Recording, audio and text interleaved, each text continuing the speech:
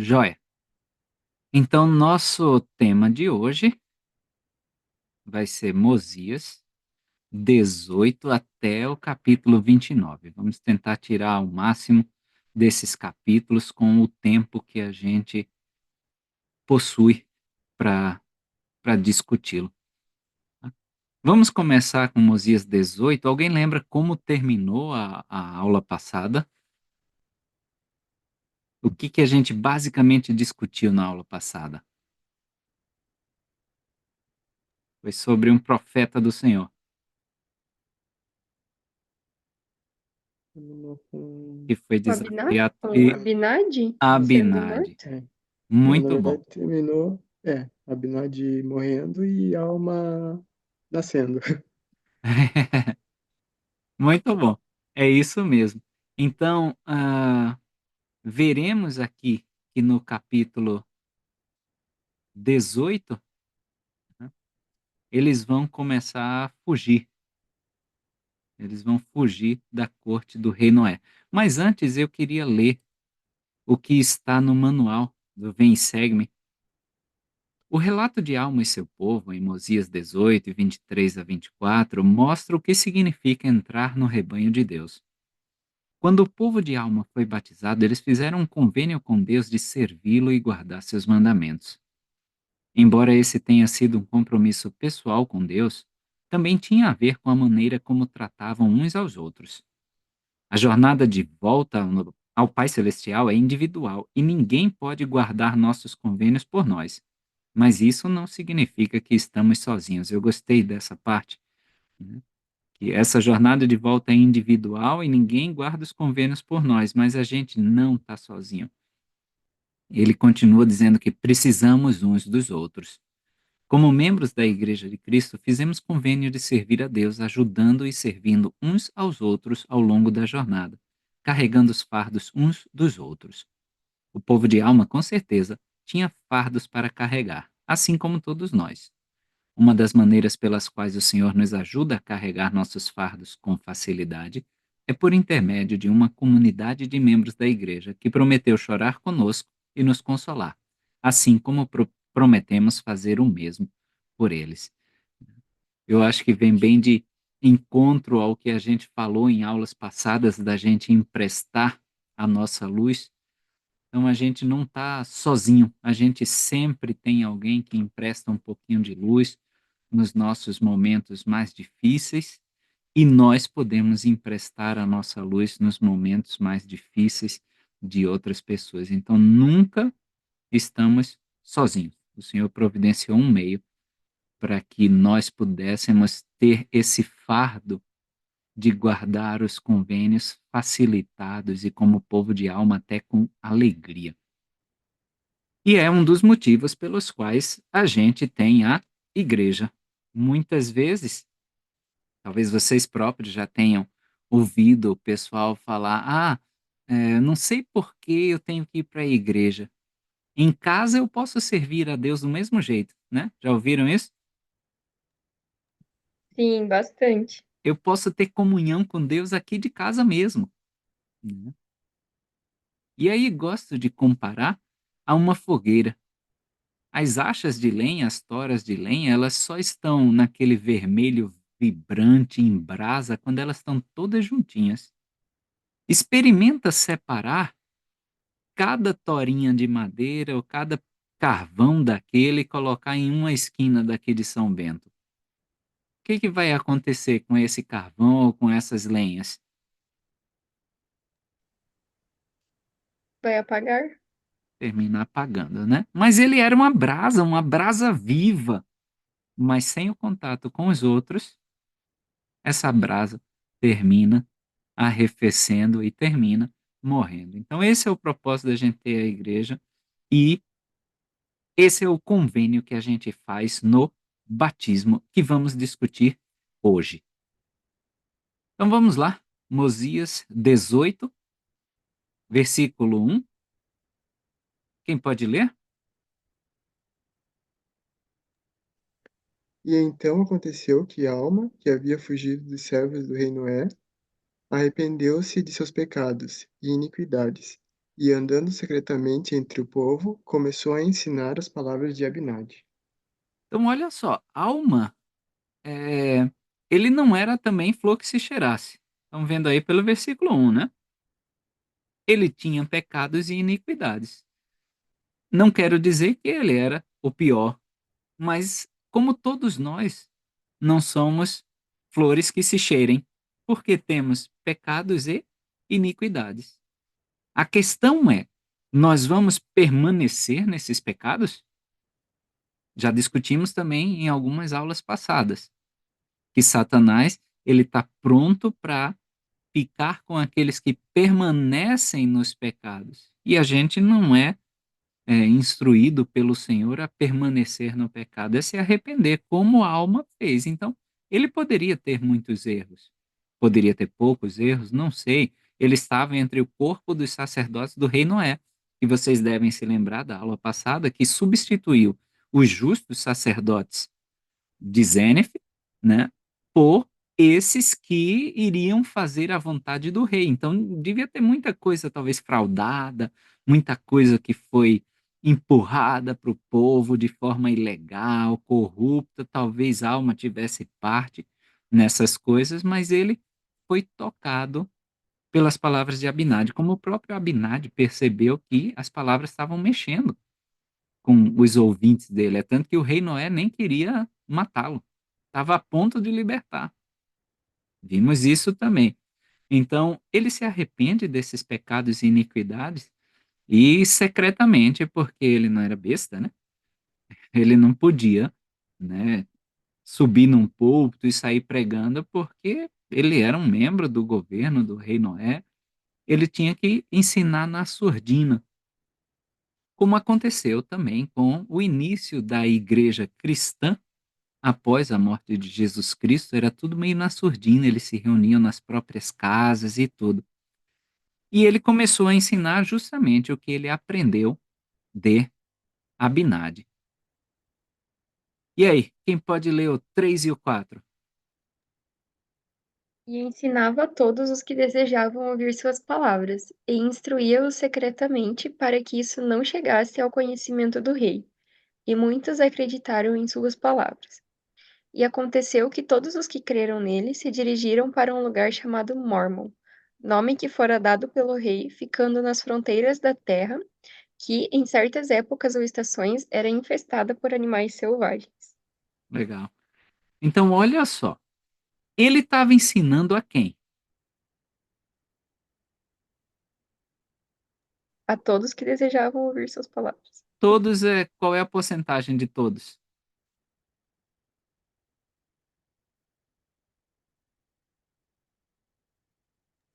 Qual é a porcentagem que corresponde a todos? 100%. 100%, né? Muito bom. E por que às vezes a gente seleciona quem vai ouvir a mensagem do evangelho? Não é verdade? A gente já prejulga, né? Ah, essa pessoa não vai ouvir, essa pessoa não vai se interessar, ah, Ok. essa Ah, não, pessoa. aquele meu vizinho não, Eldris. Não é assim? Ah, aquele lá já ouviu já. É. Né, ele já ouviu uma vez, ou então, não, aquele cara tá perdido, fica só bebendo aí, fumando. Esse aí já foi até na igreja. É, né? Então, eu queria chamar a atenção para isso. Todo mundo que tinha desejo de ouvir as palavras, ele estava lá ensinando. Acabou. Não tinha que julgar nada, não tinha que pré-julgar nada, não tinha que selecionar nada. Tem desejo? Tá bom. Se tendes o desejo de servir a Deus, sois chamados ao trabalho. Doutrina e Convênios 4. Teve o desejo? Acabou. Então, não cabe a nós esse julgamento. A gente deve ensinar o evangelho a todo mundo, mesmo para aquele vizinho que a gente acha que não vai dar pé. É nossa obrigação pregar para ele. E eles secretamente aprendiam, não podia ser aberto para não chegar ao conhecimento do rei. Quando chegou ao conhecimento do rei, Abinadi foi morto. E muitos estavam acreditando nas palavras que Alma estava pregando. Eu imagino que a pregação deve ter sido bem forte, cheia do Espírito, para que todos aqueles que estivessem ouvindo, que tinham desejo, acreditassem nas palavras dele e fizessem o convênio que vão fazer daqui a pouco. Mórmon, eu chamo a atenção aí, é um nome comum, meio que na época, estão vendo? Porque o rei tinha dado o nome de Mórmon, então talvez fosse um nome tão comum quanto José ou Silva, tá? Aqui É, nas na verdade, eu não sei se teria, tipo, uma origem na questão desse nome, né, mas a gente já vê esse nome no livro de Mórmon como um nome que já parecia ser usado antes, né, sim, ser boa, bem já ser facilmente reconhecido antes, né. sim. Podia-se ter até outros personagens, né, Uhum. da história, Como também Nef, famosos. né, Sim, Nef tem um monte de Nef no livro de Mórmon, daí, tipo, mas eles já eram usados esse nome, tipo, já era conhecido esse nome antes, já usava. Então a gente vê como uma novidade, né, mas de repente na época para eles. sim. Ainda mais eu chamo a atenção para esse fato, porque hoje parece que foi uma palavra inventada por nós, né, Mormon. Pois é, ficou Mas bem desde restrito. sempre ele aparece aí na história dos nefitas.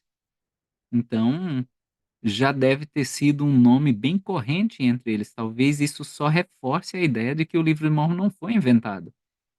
Terminou com um José da Silva, sabe? Resumindo o livro. Um Mormon, nome comum da época, tá? E aí, ficava na fronteira da terra e nessas épocas ficava infestado, não sei se essa que eles foram, mas ficava infestado de animais selvagens. Talvez até nessa época que eles foram, estivesse infestado de animais selvagens, que procuravam tirar a vida desses que estavam escondidos lá. Então, eu meio que vejo como aqueles lobos que querem pegar os cordeiros, sabe? Tudo dificultando essa igreja de Cristo que estava sendo nascida no meio do povo do rei Noé. E a gente hoje, às vezes, estamos trabalhando em lugares infestados por animais selvagens, estamos com relacionamentos infestados por animais selvagens no nosso círculo de amizades e a gente tem que ter cuidado. Não é porque estamos com o Senhor que o Senhor iria impedir talvez um lobo, não sei que tipo de animal era esse selvagem que pudesse destroçar algum desses santos que iam lá para ouvir a palavra de Deus, mas eles corriam perigo até nisso, quando eles estavam secretamente ouvindo as palavras. O 6 e o 7 diz: E aconteceu que todos os que acreditavam nele para ali se dirigiam a fim de ouvir suas palavras. E hoje a gente tem um lugarzinho que a gente se dirige para ouvir as palavras do Senhor. Eu coloquei aí o exemplo, claro, da nossa ala São Bento do Sul, mas nós hoje temos esses locais de encontro, como as paragens ali das águas de Mormon, para se dirigir a fim de ouvir as palavras do Senhor. Versículo 7: E aconteceu que, passado muitos dias, um grande número havia se reunido nas paragens de Mormon para ouvir as palavras de Alma. Sim, todos os que acreditavam em suas palavras estavam reunidos para ouvi-lo.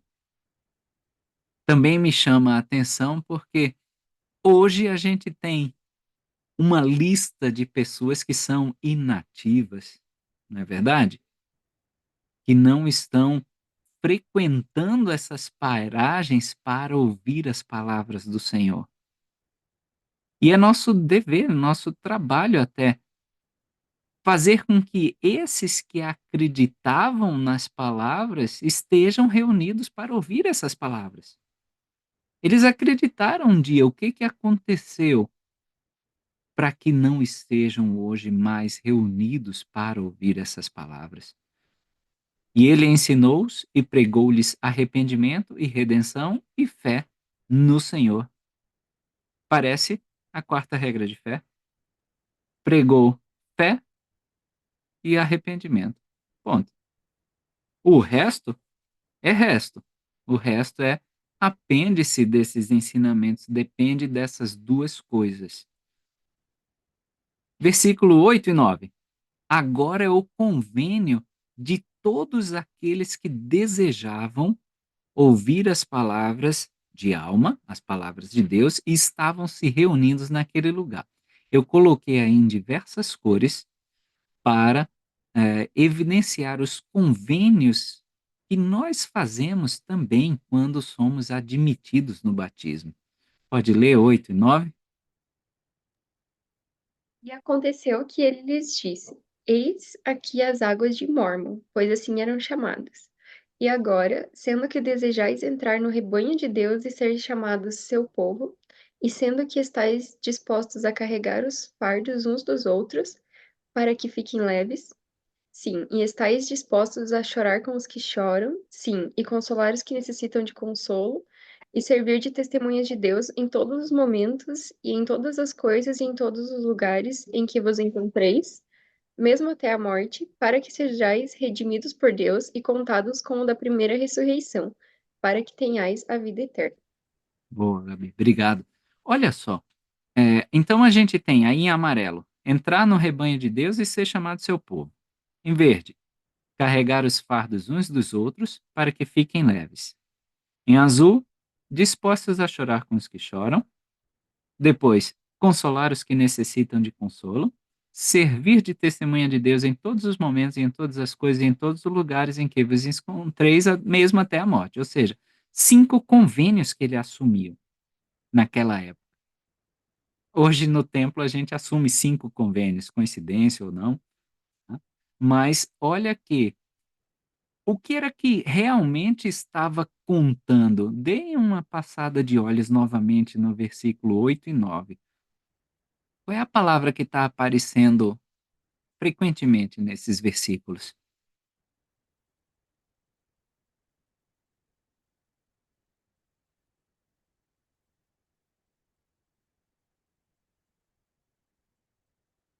Vejam aí.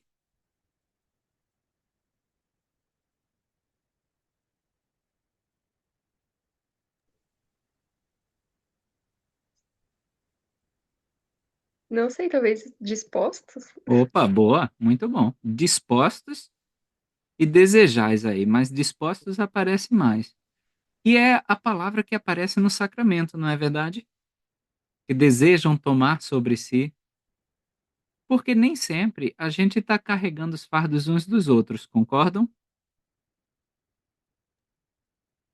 Às vezes o fardo do outro já é um fardo e a gente coloca mais um em cima. Quando a gente. Às vezes a gente acha que o nosso fardo já é o suficiente para não precisar ficar carregando o outro, né? Ok. Então, o que eu quero dizer com isso é que a gente está disposto, mas nem sempre a gente está fazendo isso. É igual o sacramento. A gente tem o desejo, mas nem sempre a gente está fazendo aquilo. Ó, estáis dispostos a chorar com os que choram? Às vezes eu estou dando risada daquele que está chorando. Quando a gente diz bem feito, eu avisei. Vai por esse caminho. Já falamos sobre isso no discurso do rei Benjamim. Lembram-se? A gente diz, é bem feito. O homem trouxe sobre si a sua ruína. Ou seja, eu avisei, então é assim mesmo. Então, a gente é recompensado por esse desejo, e o Senhor sabe que muitas vezes a gente vai ficar aquém da expectativa dele. Mas a gente continua com desejo. E a gente se arrepende e a gente segue novamente, ajudando ou tentando ajudar aqueles que estão iniciando no caminho. Então, lembrem sempre disso quando olharem o sacramento. A gente vai errar, mas é esse desejo de acertar que está contando para o Senhor, é esse desejo de entrar no rebanho, é essa disposição de carregar os fardos, mesmo que às vezes eu esteja indisposto. Eu estou disposto a chorar com os que choram, mesmo que às vezes eu esteja dando risada por conta da desgraça alheia, porque, bem feito, quem mandou seguir esse caminho, e por aí vai. Tá? Então, esses versículos são famosos, domínio doutrinário, né? Quiserem deixar grifadinhos aí, Mosias 18, 8, facinho de decorar, é o convênio batismal. 8 e 9 que eles faziam com alma. E no 10, o que é interessante, ele diz: se vocês estão dispostos a tudo isso, imagine que a gente pode, eu vou voltar ao slide, perguntar para uma pessoa: tem desejo de entrar no rebanho de Deus e ser chamado povo de Deus? Eu acho que a maioria da nossa população vai dizer sim. Está disposto a ajudar um ao outro para que a carga dele fique mais leve? Qualquer pessoa vai, sim. Está disposto a chorar com aqueles que estão sofrendo? Sim. Está disposto a consolar os que necessitam de consolo? Sim.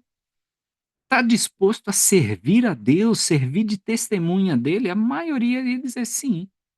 Aí a alma aproveita isso e diz: tá bom, o que vos impede então de ser desbatizado em nome do Senhor?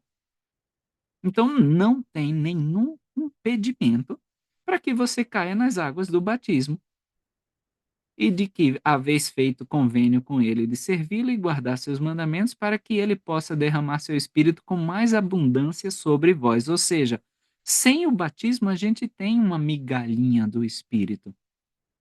Só que depois do batismo vem o batismo de fogo, que é a confirmação, que é o batismo pelo Espírito, é o recebimento do dom do Espírito Santo. Então, se a gente está disposto a fazer tudo que o 8 e o 9 falou, tá bom. E o que falta? Então se batiza. E ainda temos números muito pequenos de membros da Igreja de Jesus Cristo, né? Porque muitos não querem assumir esse compromisso do batismo. Mas o Senhor está dizendo: vocês já estão dispostos a tudo aquilo? É só se batizar como testemunha de que querem isso, e eu vou dar mais espírito ainda para vocês. E no 11: e quando ouviram estas palavras, bateram palmas de alegria e exclamaram: este é o desejo de nosso coração. Eles ficaram bem felizes pela oportunidade de serem batizados, enquanto às vezes a gente esquece essa alegria por conta do tempo, como membro da igreja lá, eles bateram palmas de alegria e exclamaram: sim, é o que a gente deseja. Eu acho que a gente pode acender sempre esse sentimento em nosso coração, para nós que já somos batizados há algum tempinho mais, né, que a gente possa sempre expressar a nossa alegria e exclamar o desejo de nosso coração. E aí, quando eles falaram essas palavras, o Espírito do Senhor, né, vai descer sobre a alma, e a alma aí vai batizar Elã. Mas vejam que é interessante essa história. Vamos ler o 13, 14 e 15. E havendo dito essas palavras, o Espírito do Senhor. Os gatos estão brigando aqui em casa. E havendo dito essas palavras, o Espírito do Senhor desceu sobre ele e ele disse: Elã, tendo a autoridade do Deus Todo-Poderoso, eu te batizo como testemunho de que fizeste convênio de servi-lo até que estejas morto quanto ao corpo mortal, e que o Espírito do Senhor se derrame sobre ti, e que te conceda a vida eterna por meio da redenção de Cristo, a quem ele preparou desde a fundação do mundo. E havendo a alma pronunciado essas palavras, ambos, alma e Elã, foram sepultados na água. E levantaram-se e saíram da água regozijando-se, estando cheios do Espírito Santo. E outra vez tomou a alma um outro, entrou pela segunda vez na água e batizou-o, como havia feito com o primeiro. Só que não sepultou a si mesmo outra vez na água. Tá. Então, a gente vê aí que o Espírito do Senhor estava sobre a alma e ele começou, talvez, como a nossa ordenança moderna, né? Chama a pessoa pelo nome e nós dizemos hoje: tendo sido comissionado por Jesus Cristo, eu te batizo em nome do Pai e do Filho e do Espírito Santo. Aqui ele fala: tendo autoridade do Deus Todo-Poderoso, eu te batizo, né? E aí fala dos convênios. E aí no 14, ambos, Alma e Elã, eles mergulham, vamos dizer assim. E no segundo, que ele foi batizar, ele não entrou na água como tinha entrado com Elão, ou seja, ele só baixou a outra pessoa durante o batismo, era o batismo dela, tá? Então muitos ficam questionando, isso foi o batismo de alma? O que vocês acham? Eu acho que não, porque ele já tinha autoridade para batizar. Eu acho que isso foi mais como um símbolo. Eu acho que sim. O Helder acha Vai. que foi o batismo. Então, a treta tá lançada agora. Vamos lá, vamos lá. Boa, a gente vai falar sobre isso, tá bom? Vamos ver Moisés 6, 64 a 65. Alguém lembra o que fala lá?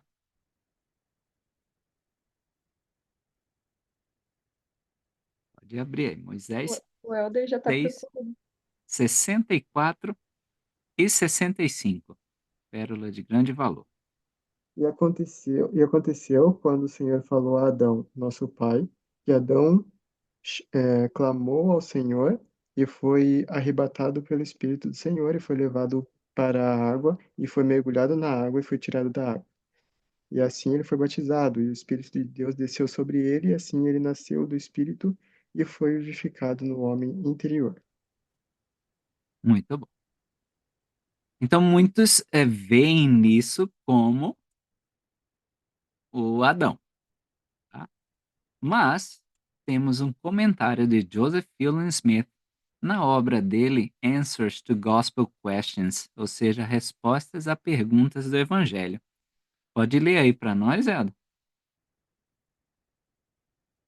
Opa! Tava- Portanto, quando Alma batizou a si mesmo com Elã, não foi o caso de Alma batizando-se a si mesmo, mas meramente como um voto ao Senhor de sua humildade e completo arrependimento. Em Alma 5:3, vimos que Alma foi o jovem, a Alma, o jovem, foi consagrado sumo sacerdote da igreja sob a autoridade de seu pai. Agora, a Alma não organizou a igreja tendo em mente que não tinha igreja antes dessa época. Eles possuíam a igreja desde os dias de Leí. Alma apenas colocou ordem nas coisas. Bom, tá? Então, de acordo com Joseph Fielding Smith, sim, como a Gabi falou, Alma já era batizado, já era membro dessa igreja que ele estava organizando, porque Alma, o filho, o jovem, foi consagrado sumo sacerdote da igreja sob a autoridade de seu pai. Então, Alma não organizou a igreja aí, porque senão ele não podia ter sido consagrado como sumo sacerdote de acordo com a autoridade do pai. A igreja já existia nessa época. Como ele também fala, eles possuíam a igreja desde os dias de Leí. Alma só colocou ordem nas coisas. Então, quando eles entra na água, ele está talvez como símbolo fazendo uma manifestação visual para aquelas 450 almas que nós vamos ver no final do capítulo, que foram batizadas, que ele também estava sob esse mesmo convênio. Queria ficar estranho, não iria todo mundo sendo batizado por Alma e Alma não ter sido batizado? Pois é. Ninguém nem se Verdade. lembrava do batismo de Alma. Ninguém Mas nem. assim, mas ainda não entendi isso, assim, tipo, porque assim, essa questão de ter esse visual, né, para que as pessoas saibam como é, da mesma maneira que Cristo não precisava ser batizado, foi batizado e tudo mais. E ainda não entendo que isso não possa ser um batismo. Ah, é um batismo, mas não é um batismo, entendeu? Entendi. É, como eu já falei em outras aulas também, Joseph Smith foi batizado mais de uma vez, né? Ele foi batizado com Oliver Cowdery quando recebeu o sacerdócio arônico, mas quando organizou a igreja, ele foi batizado de Vou novo. batizar de novo. Então, por quê? Naquela época, ele cumpriu um dos propósitos do batismo, em 1829, que era para o arrependimento. Depois, ele cumpriu com outros propósitos, que era para entrar na igreja de Deus, ser contado como rebanho de Deus, tá? E por aí vai. Que daí haveriam outras pessoas lá e veriam que estava acontecendo. Sim, Nesse sim, primeiro episódio, também só tava ele e Oliver Cowdery lá, e sim. só um que sabia que o outro tinha feito e pronto. Então, Eu comparo mais essa questão de alma a essa história da restauração da igreja do que realmente com o batismo dele, sabe. Ele já tinha cumprido com o convênio do batismo, arrependimento, já tinha entrado para a igreja, porque a igreja já estava desde o tempo de Leí, mas organizando as coisas, ele disse: "Ó, vou mostrar para vocês que também tô nessa, tô embarcado nessa". Da mesma forma que Joseph Smith depois foi batizado, porque a igreja estava sendo organizada ali. Então agora ele se batizou não mais para o arrependimento, mas para ser contado como membro da Igreja de Jesus Cristo dos Santos dos Últimos Dias, sabe. Então é mais um chicletinho aí doutrinário para ficarem mastigando, tá bom? Deu para entender, Helder? Sim.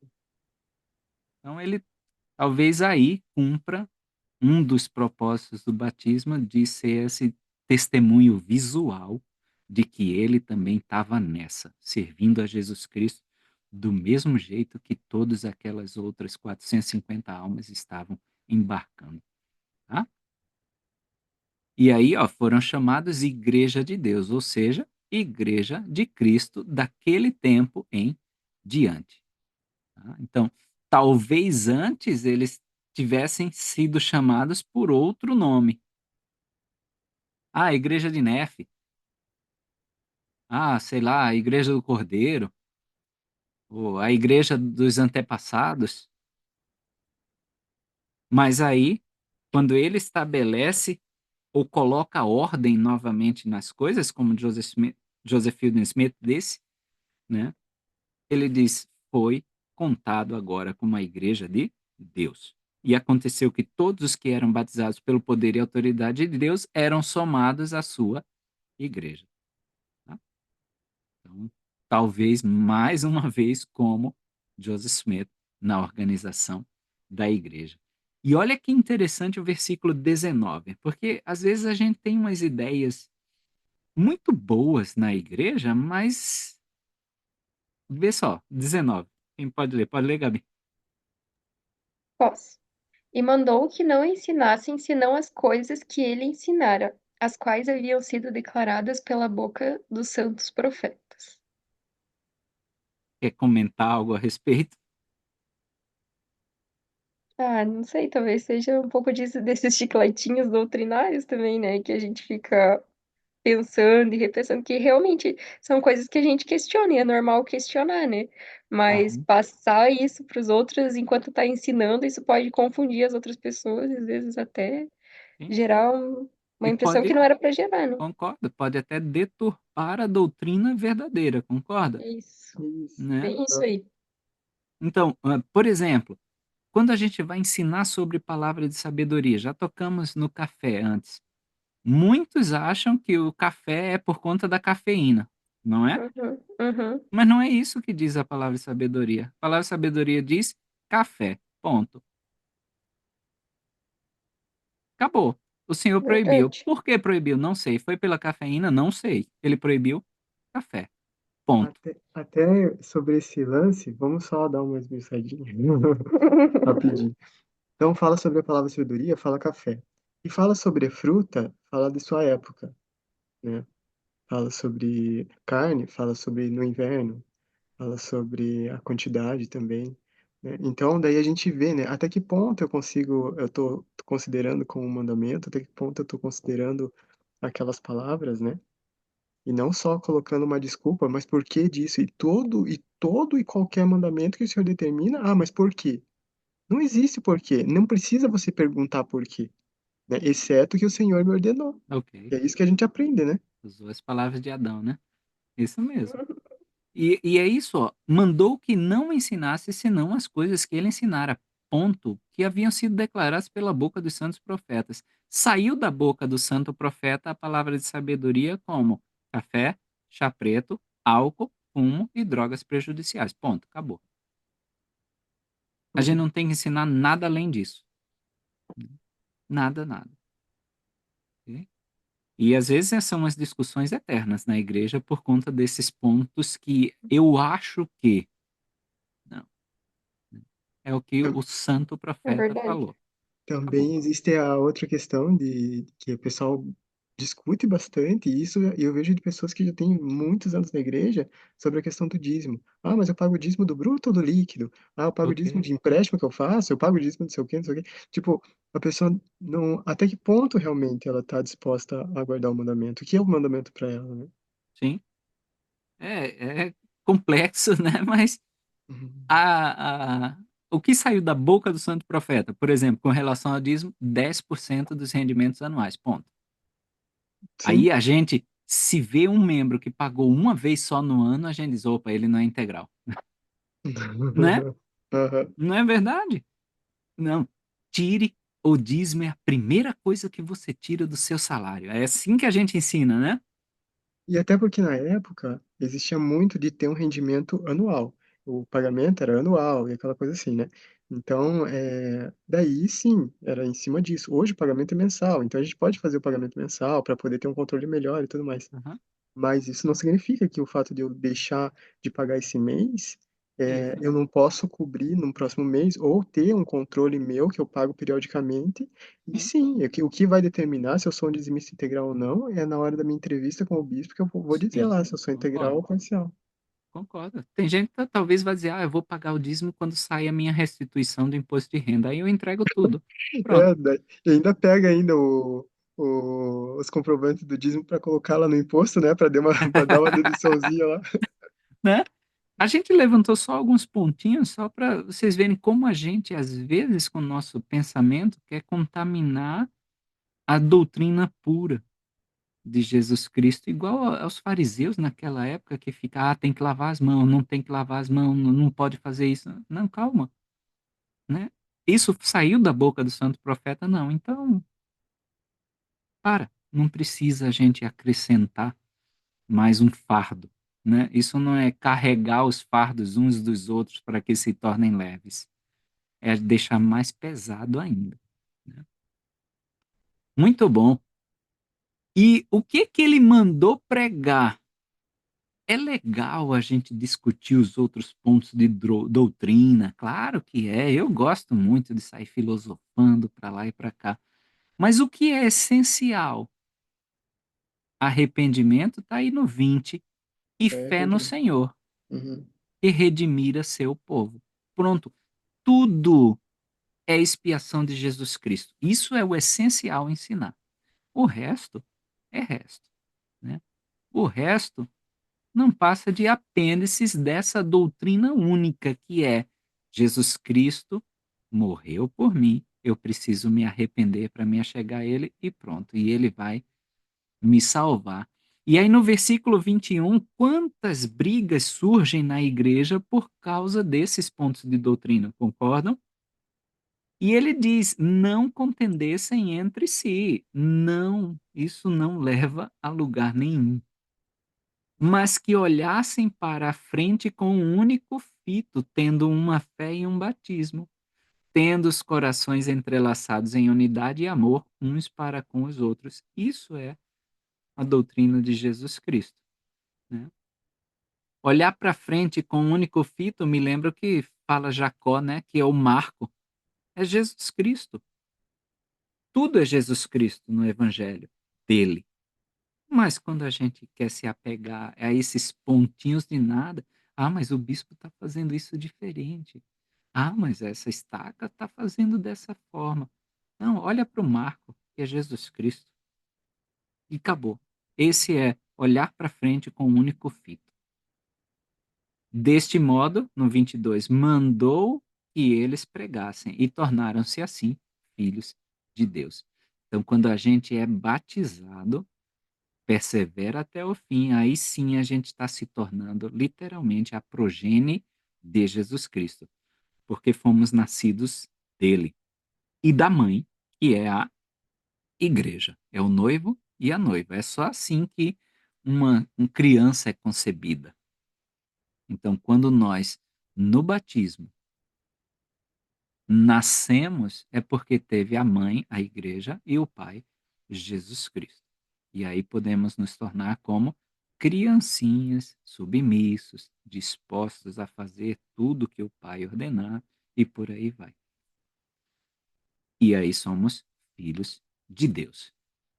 E qual é o único fito que a gente pode olhar? Eu coloquei aí fortalecer a ala São Bento do Sul. A gente está completando 1 ano de ala São Bento do Sul. É interessante que quando eu dava essas aulas há vários anos atrás, nesse versículo eu dizia: a gente quer o quê? Qual é o nosso único fito? Não é nos tornarmos ala? E agora nos tornamos. Então, qual é o nosso único fito agora? É fortalecer a ala São Bento do Sul, fortalecer Mafra para que possa ser um ramo, fortalecer a nossa estaca, dividir a nossa estaca. Qual é o único fito que nós vamos ter como a congregação do Senhor aqui em São Bento do Sul, né? E os corações têm que ser entrelaçados em unidade e em amor.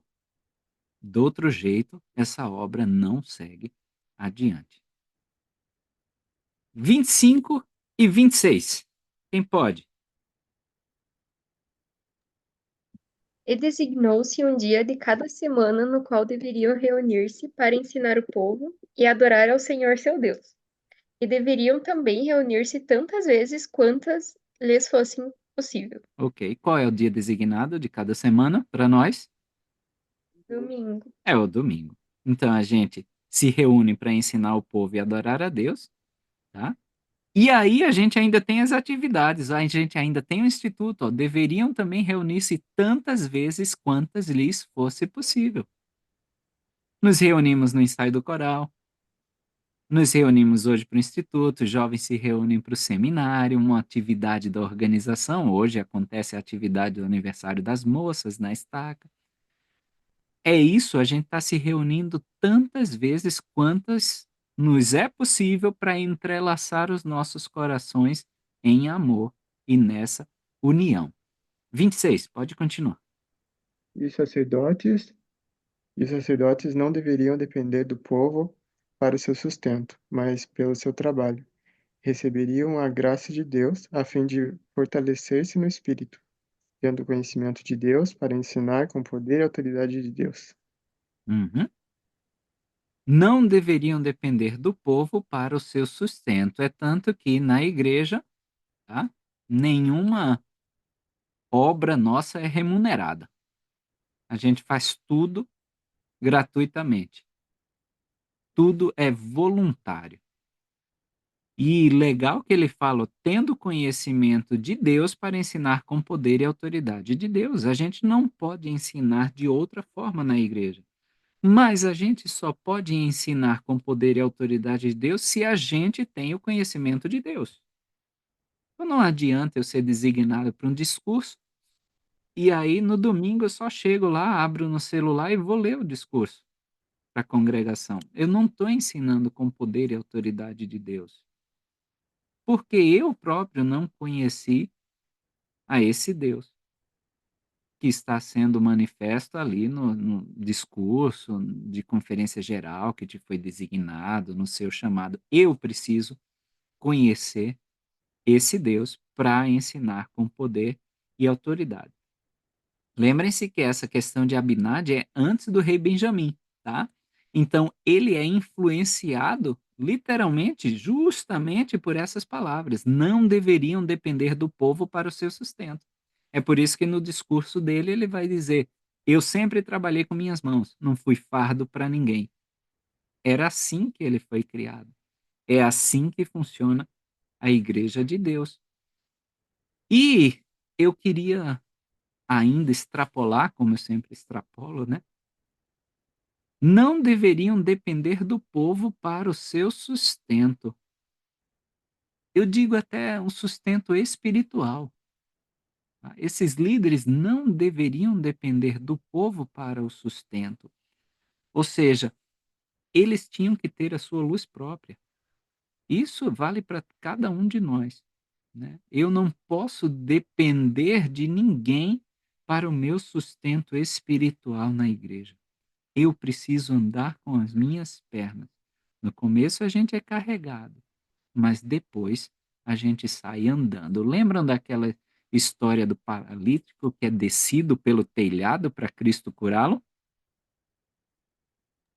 Ah, Lembram sim. dessa? Aham. Então, no começo ele foi carregado, mas depois ele vai Puxa andando. lá, e leva a própria cama e vai embora. Isso, ele vai andando. Então Bem é assim. piedosa. Até tem uma experiência que eu presenciei, na verdade, né, de um bispo, há alguns anos atrás. A minha ala, ainda antes de eu ir para a missão, a minha ala teve um rodízio de bispos, sabe, tipo, em 2 anos, ali rodou uns 3 ou 4 bispos, sabe. Uhum, E aconteceu alguns tinham vários, tipo, vários problemas, mas teve um que até a gente pensa: "Não, esse vai ficar, né, vai aguentar com a ala, né". Mas é porque a própria ela não apoiava isso, né, então, tipo, a pessoa ela também não consegue crescer sozinha, né, como a sim, gente eu tinha comentado no começo.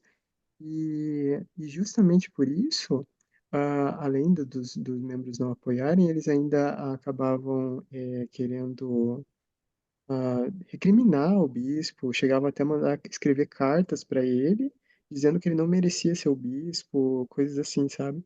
E aquilo, foi tão forte e profundo, que para ele não também não aguentou, né. Então ele também acabou pedindo a desobrigação em cima disso. E realmente não pode, ele não consegui ele precisava ainda, né, da luz, da ala. Ele precisava, apesar de que nós devemos trabalhar em união, existem várias situações ali, né. sim. A ala em si teve muito problema, né, de se desenvolver por causa disso que estava vivendo.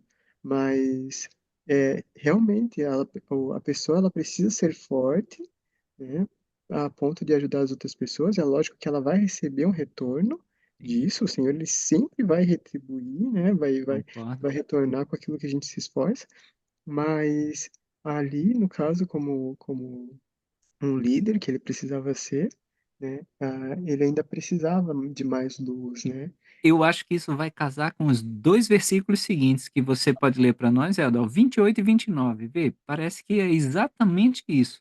Olha, E assim, de sua livre de sua livre vontade e devido a seus bons desejos em relação a Deus, deveriam partilhar seus bens com os sacerdotes necessitados, sim, e com toda a alma necessitada e nua. ó, só um minutinho, então, deviam partilhar da sua luz com os sacerdotes necessitados. Aham, Tá aham, vendo? bem isso aí, né. Deviam partilhar do seu apoio com o sacerdote necessitado, com o bispo necessitado, com o líder do quórum necessitado, com a líder da sociedade de socorro necessitada, com a líder da primária. Continua.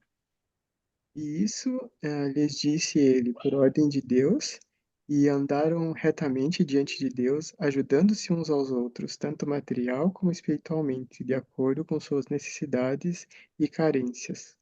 Tá vendo? Legal, né? A gente nem combinou isso, não foi, Ana? Não, não, não, É o espírito, né? nem foi aquela ligação. Tô brincando. Mas é bem isso, até quando o que acontece, quando as pessoas elas são chamadas para um chamado, por exemplo, até tu comentou agora, né, presidente da Sociedade de Socorro. Eu não sou da Sociedade de Socorro, mas foi pedido meu voto de apoio na sacramental. Então, de certa forma, eu preciso mostrar isso. Como que eu estou fazendo? Se eu disse que eu vou apoiar, e eu não me coloco lá à disposição e não faço algo, eu não estou apoiando, então eu não estou cumprindo com aquilo que eu estou dizendo que eu vou Sim, fazer. Né. concordo. Então, a sociedade de socorro é a mulherada, elas que se virem, não existe isso, né, não É, existe isso, porque daí na hora do lanchinho todo homem quer ir lá ajudar a puxar a mesa, né. é verdade, né? E ó, bom, muito obrigado mesmo por esses comentários. Eu queria chamar a atenção também para toda alma necessitada e nua. Como é que uma alma fica nua, né? A gente já viu que a expiação, a palavra hebraica para expiação significa cobrir, né? Então toda alma que tivesse alguma necessidade e precisasse ser coberta por essa expiação de Jesus Cristo, eu estou lá partilhando minha luz, partilhando o meu apoio, partilhando o meu conhecimento, ensinando com poder e autoridade, porque eu já conhecia Deus e por aí vai, sabe? Então, sim, é nossa obrigação de nos ajudarmos aí mutuamente. É isso que a gente prometeu desde o batismo, né? Não importa se é um bispo ou se eu sou da congregação, a gente ajuda uns aos outros, porque é assim que funciona o evangelho de Jesus Cristo. Tá bom, mais algum comentário a respeito? É só então, já que você falou, é assim, essa parte da alma necessitada e nua, né, a necessidade a gente conhece, a gente vê as pessoas com vários problemas, necessidades, a gente já tem necessidades, né, então a gente consegue se compadecer na situação, né. Uma pessoa nua, é muito complicado por exemplo, coloca uma pessoa nua em frente de outras pessoas, imagine a vergonha que aquela pessoa sente, né, ou Sim, até mesmo se a pessoa, às vezes, até não está nua, ela está mal vestida para a ocasião, né, a vergonha que a pessoa sente, ela se sente muito ali fragilizada, né, derrubada. Então, é com essa atenção que a gente precisa dar para essa pessoa, realmente o ato da expiação, de cobrir, vem aí, né. sim, Então muito de bom, se colocar uma no à disposição de realmente tomar aquela pessoa para si, né, até que ela se sinta confortável novamente, muito né. bom. Quando tu falasse até mal vestido, eu disse mal coberta pela expiação, sabe, talvez com um entendimento inadequado. Aham. "Ah, meu pecado o Salvador não cobre", É isso, aham. sabe, ela mal vestida para essa ocasião, muito bom. Pensei exatamente nisso. E eu comparei aí, ó, da livre vontade e os bons desejos em relação a Deus com a oferta de jejum. E aí isso não vai acontecer com o chamado que a gente tem, né, Sim, também. como a gente já debateu aí, a gente deve fazer mesmo, compartilhar. Eu gosto da aula, então para mim é um prazer compartilhar uma coisinha nova que eu li durante a semana, disse: "Nossa, que interessante, em, sei lá, 40 anos da igreja eu não vi isso e agora estou vendo com outros olhos". Então dá Uhum. para a gente compartilhar, não precisa quando a gente fala isso, a gente sempre pensa em coisa física, material, né, dinheiro, é coberta, comida, não é nem só de pão vive o homem, né. Você sabe que agora com esse chamado da Gabriele para missão, uma das coisas que eu achei muito legal é que, os chamados novos agora é o contrário, né, ele primeiro fala dá toda aquela carta, né, para depois dizer o lugar que vai e tudo mais, né. Mas, Uhum, e antes era diferente, né, falava em primeiro lugar, depois falava ali sobre o seu chamado e tudo mais, né. sim, E o legal, que eu achei muito gostoso de ouvir, é que quando ela leu o chamado dela, ela já foi entesourando para ela as promessas que existiam naquele chamado, antes de saber que ela ia para o Japão, né. Então, ok, ela pôde compartilhar ali na hora com a gente, que sobre aquelas promessas, né, que às vezes, tipo, nossa, tipo, a gente nem lembra disso e ela já se deleitou com aquilo, sabe. E eu sim, acho tão legal essa esse querer, né, de realmente ter o desejo de servir a Deus e de compartilhar, né, as coisas que tem no coração, né. Então sim. esse realmente é o cobrir, é o compartilhar ali de,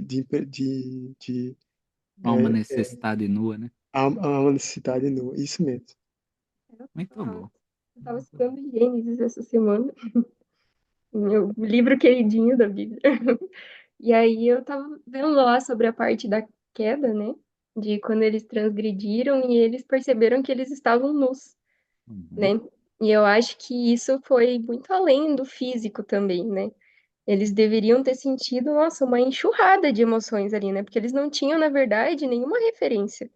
Era os 2 ali, eles tiveram essa enxurrada, assim, de sentimentos e sensações, porque eles tiveram o conhecimento naquele momento, né.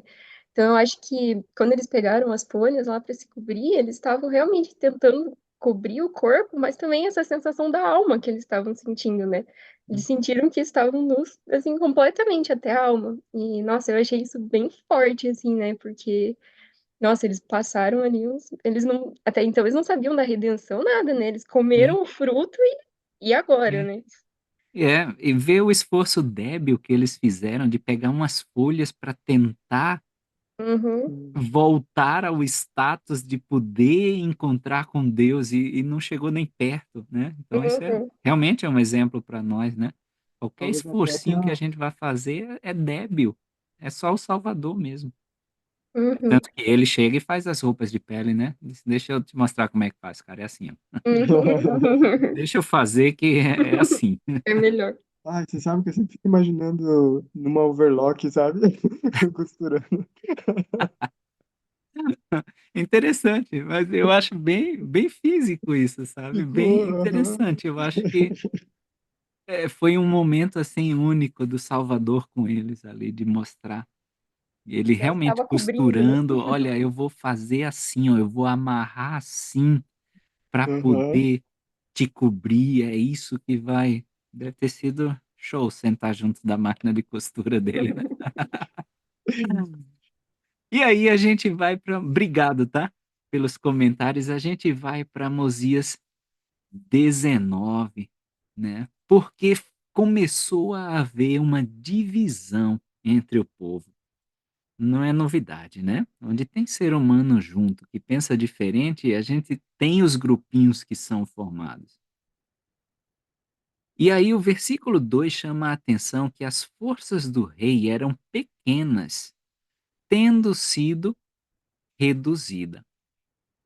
Parece até, né, eh, como nós na igreja hoje que somos pequenos, ainda reduzidos, e vejam que no versículo 3: "E a parte menos numerosa começou a fazer ameaças ao rei, e iniciou-se uma grande contenda entre eles". O que eu cruzo aqui é quando a gente está com o Senhor, a gente nunca está em menor número. Lembram-se da máxima famosa extraída do Velho Testamento: "Se Deus é por nós, quem será contra nós?". Então, mesmo que a gente seja pequeno em número, reduzido, né, a gente está com o Senhor, a gente pode encarar tudo. E aí começa a história desse Gideão, que era um inimigo forte do rei, e ele disse que iria matar o rei, tá, não interessa. E aí luta com o rei no versículo 5, né, e o rei quando estava aí para ser subjugado, a gente vai ver aí, né, que é Noé, o rei fugiu e ele corre, e vai para a torre que ficava perto do templo. Talvez ele até nesse momento quisesse se esconder atrás de algum sentimento religioso, nunca se importou, mas agora ele vai apelar para esse sentimento, talvez junto ali do templo: "Ah, aqui na casa do Senhor eles não vão vir atrás de mim". E aí Gideão persegue, estava para subir a torre para matá-lo, e o exército dos lamanitas já estava ali na fronteira da terra. E o rei no 7, né, clama para ele: "Gideão, poupa-me, porque os lamanitas estão sobre nós e destruir-nos-ão. Sim, destruirão o meu povo". Então, ó, para, sabe aquela história de desenho animado? "Olha ali", e aí para o cara olhar e você fugir, é mais ou menos isso que o rei tenta fazer, porque no versículo 8 ele explica: o rei não estava tão preocupado com o seu povo como com a própria vida. Ainda assim, Gideão ele vai poupar a vida do rei iníquo, tá. É igual hoje que a gente tem, muita, como é que eu posso dizer assim, a gente vê o pessoal na política querendo fazer algumas leis, e aí: "Não, isso é para beneficiar tal comunidade, esse investimento vai trazer benefícios para aquele povo, para aquele município". Às vezes não é isso não, ele está trazendo esse benefício do povo, porque aí ele consegue desviar o triplo. Ele estava mais preocupado com a sua própria vida do que com o bem-estar do povo. É o que que ele ia ganhar com isso ali, ele ia ganhar ser poupado, né. Ele que o povo e aí separei essa citação de John H. Smith, no relatório da conferência de outubro de 1906. Quem pode ler? Que o espírito da covardia, medo e temor nunca se apossem de vós, que possais ficar firmes na majestade da mais limpa, doce hombridade, não se envergonhando na presença de suas mães, irmãs ou esposas, nem mesmo na presença do Senhor, mas que sejais confiantes em sua misericórdia. Então, que a gente possa permanecer firme, né? Como Paulo já falava, e ir com ousadia perante o trono do Senhor, que a gente possa ser confiante nessa misericórdia dele. Ele vai me salvar. E eu estou fazendo o possível, sim, para ser merecedor dessa salvação. Tá? E aí os lamanitas começaram a perseguir, alcançou o povo, matou e o rei ordenou, olha só que cara de pau, que abandonassem as esposas e filhos e fugissem dos lamanitas. E aí alguns machos, né, na verdade alguns não, ele diz: "Muitos, porém, não quiseram abandoná-los, preferindo ficar e morrer com eles, e os outros deixaram as esposas e filhos e fugiram". E aí, me vem, claro, à mente, nessa sociedade hoje que a gente vive, quantos pais estão abandonando esposas e filhos e fugindo da responsabilidade, com esse espírito de covardia que a gente acabou de ler na citação, né. Não é algo que nós ensinamos no evangelho, de forma alguma, essa covardia, não, de jeito nenhum. Aqui está uma figura representando isso, né, quando elas foram largadas e deixadas à mercê do exército lamanita.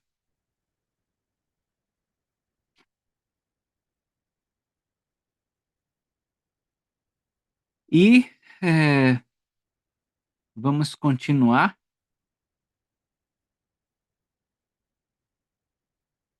Versículos 15, 16 e 17. Quem pode ler? Portanto, os lamanitas lhes pouparam a vida e levantaram-nos cativos de volta e levaram-nos cativos de volta para a terra de Nef, permitindo-lhes ocupar a terra com a condição de entregarem o rei Noé nas mãos dos lamanitas, bem como as propriedades deles e até mesmo a metade de tudo que possuíam, a metade de seu ouro e de sua prata e de todas as coisas preciosas, como tributo a ser pago ao rei dos lamanitas de ano em ano.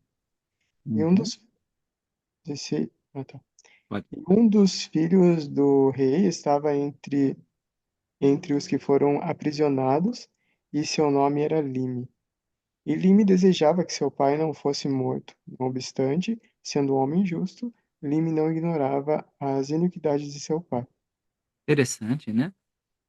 Eh, ele era um homem justo, ele não queria que o pai fosse morto, o rei Noé, mas ele não fechava os olhos para as iniquidades do pai dele. Me vem o sentimento de pai e filho aí, né? Quantas vezes você sabe que seu filho está errado, mas você continua amando. Você não ignora as iniquidades dele, mas ainda você tem todo aquele amor por ele, todo aquele apreço, que dirá o Salvador conosco, né? Ele nos ama, está ciente de todas as nossas iniquidades, mas ele ainda assim não quer que a gente seja morto. Não quer que nós estejamos entregues a Satanás para a morte espiritual. Ele não quer isso. E vejam aí que isso tudo que a gente vai vendo, daqui a pouco eu vou apontar para vocês onde acabou o flashback, né. Isso tudo aí já tinha acontecido quando a gente iniciou o capítulo 1 de Mosias, tá. A gente às vezes fica meio perdido, como a gente estava conversando antes da aula, né. A gente às vezes fica meio perdido. Tudo isso já estava acontecendo. E olha, no versículo 19 e 20, esses que fugiram, né, eles haviam jurado em seu coração que voltariam à terra de Nefe e que se suas mulheres e filhos houvessem sido mortos, assim como os homens que com eles haviam ficado, se vingariam e também pereceriam com eles. E ainda o rei disse: Não, não volta. E aí iriam-se contra o rei e fizeram-no padecer a morte pelo fogo. Se cumpre a profecia de Abinadi. Lembram? Quando ele foi queimado, ele disse que o destino do rei Noé era igual ao dele. É aí que se cumpre. Quando o rei diz: Não, não volta não para ver as tuas mulheres, os teus filhos, de jeito nenhum. Aí eles ficaram irritados e queimaram o rei Noé, como Abinadi havia previsto. Beleza? E aí, 26, 27, 28 e 29 vai falar do Lime. A gente já foi apresentado a ele e a gente já viu que ele era um povo, um rei justo. Ele estava tentando fazer. No 27, ó, começou a estabelecer o reino e a estabelecer a paz. E ele espalhou guarda pela terra, o rei dos Lamanitas, né, que aprisionou o povo do Lime, para evitar que eles partissem para o deserto. Eles eram prisioneiros de guerra. E o povo de Lime estava sendo oprimido justamente por conta, né, desses tributos gigantes que colocaram sobre eles, porque eles agora eram vassalos. O Lime, diz aí, gozou de paz contínua em seu reino pelo espaço de 2 anos, sendo que os lamanitas não os molestaram nem procuraram destruí-los. E agora vamos entrar aí no capítulo 20. Por quê? Tinha um lugar que as filhas dos lamanitas, elas se reuniam lá, é o happy hour delas, para cantar, dançar, se divertir. Talvez é quando elas, né, ficavam mais à vontade, só entre mulheres, conversando, falando mal dos maridos, né? E aí um número pequeno delas aí se reuniu para cantar e dançar. Mas aqueles sacerdotes do rei Noé, lembram? Daqueles que foram postos por ele, iníquos como ele, eles tinham vergonha de voltar à cidade de Néfe, porque eles eram corruptos, eles estavam fazendo as coisas totalmente atravessadas. E aí, temendo que o povo matasse, eles não voltaram para as esposas e para os filhos que eles saíram abandonados, deixado abandonado lá para saírem fugidos. E aí, quando eles viram essas gurias dançando lá, saíram dos esconderijos e sequestraram e levou para o deserto. E eram 24 filhas dos lamanitas que foram carregadas aí para o deserto. E aí, quando os lamanitas viram que as filhas não voltavam dessa reuniãozinha delas, e iraram-se contra o povo de Lime, porque pensaram que fora o povo de Lime. Então, tudo foi construído para, politicamente, eh, abalar essas relações. Roosevelt que dizia que, na política, nada acontece por acaso. Se aconteceu desse jeito, é porque foi planejado para ser assim. Então, eles já tinham esse intento para abalar as relações entre o povo de Lime e o povo lamanita, talvez até para tentar conseguir o extermínio total deles. Não sei o que eles tinham em mente. Mas aí a gente pode ver como é que um mal entendido pode influenciar muitas relações, né? Eles pensaram que era o povo de Lime. E quantas vezes a gente não fica com raiva de outro irmão, de outro colega de trabalho, de um pai, mãe? Ah, pensei que era desse jeito. No Nordeste tem um ditado que diz: todo penso é torto. Um negócio penso é quando você vai apoiá-lo, sei lá, numa mesa e ele fica bambo, e você tem que colocar um calço. Então a gente diz isso lá, todo penso é torto. Então, eu pensei que, opa, muito cuidado com esses pensamentos, porque pode levar a um prejuízo gigantesco. Eu pensei que era de mim que você estava falando naquela postagem. Aí começou a discórdia e para isso ser remediado é muito difícil, tá? Aí a gente tem um artigo da Farms, que é uma fundação que faz pesquisa sobre essa época do livro de Mórmon e tudo assim. Quem pode ler aí para nós? A captura de noivas, na verdade, é uma ideia antiga e é encontrada por quase todo o Velho Mundo, não apenas em Israel.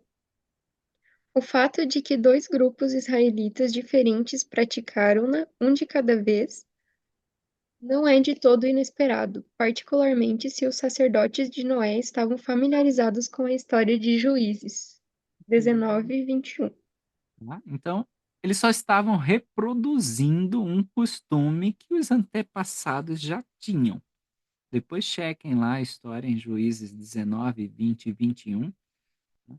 Então, isso só corrobora mais uma vez que o livro de Mórmon, tá? Ele segue essa mesma tradição dos judeus antigos, não foi inventado, porque a gente observava isso também em outras culturas, como lá na época do Velho Testamento, ok? E aí,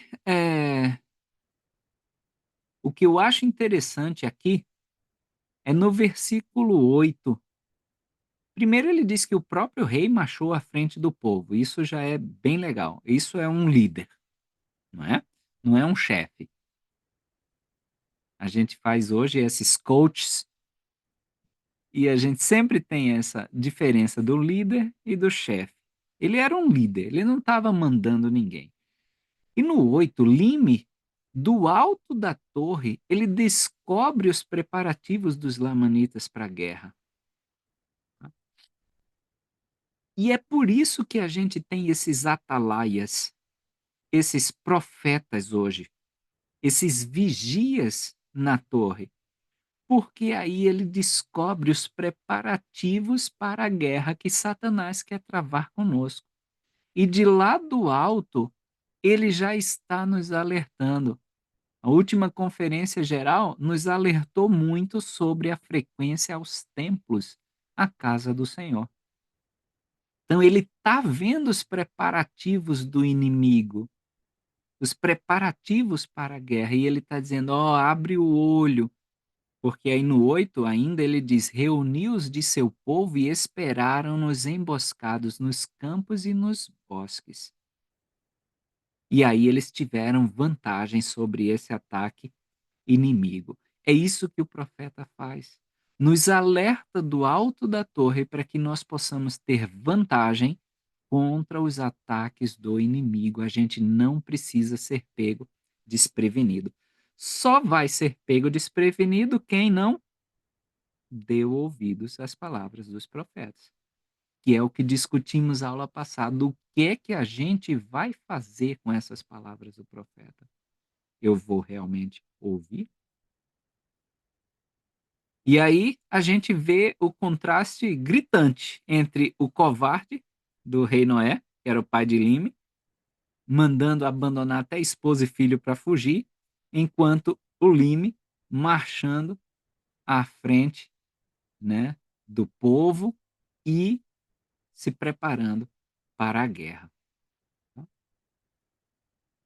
No versículo 10 e 11, a gente tem uma descrição de como foi essa batalha acirrada. Quem pode ler? 10 e 11. E aconteceu que a batalha se tornou muito violenta, porque lutavam como leões por sua presa. Já viram aqueles National Geographic, né? Quando eles estão brigando ali pela carne? Os gatos da Gabriele. Pode ser também. Aqui é violento o negócio. E o 11. E aconteceu que o povo de Lime começou a repelir os lamanitas, apesar de seu número não chegar à metade do deles. mas lutavam pela vida e por suas esposas e filhos. Portanto, empregaram todos os seus esforços e combateram como dragões. Olha só. Então, apesar de eles estarem em desvantagem numérica, os lamanitas eram o dobro, mas eles tinham um propósito. Enquanto que os primeiros eram comparados a leões, o povo de Lime eram comparados como dragões, né? Quem viu a série aí do Game of Thrones, aqueles dragões majestosos, um leão não daria nem pro cheiro, né? E realmente era essa a ideia. Eles estavam em menor número, ou seja, metade, mas eles tinham um propósito tão nobre, que eram as esposas e os filhos. A gente vai ver repetido isso depois com o Capitão Morani, pelas esposas, filhos, pela sua religião, pela liberdade. Aí a gente tem força quando estamos com o Senhor. Não interessa se o outro lado é muito maior. Tá bom? Dúvidas até aí? Algum comentário?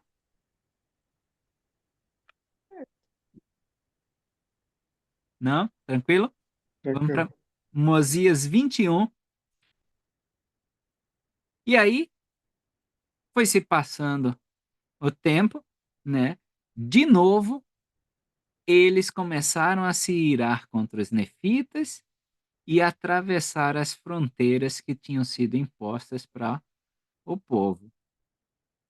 Eles não chegavam a matar, mas batiam-lhes nas faces e exerciam autoridade sobre eles. E começaram a pôr pesados fardos sobre seus lombos e a conduzi-los como a um jumento mudo. Tudo isso para cumprir a profecia de Abinadi.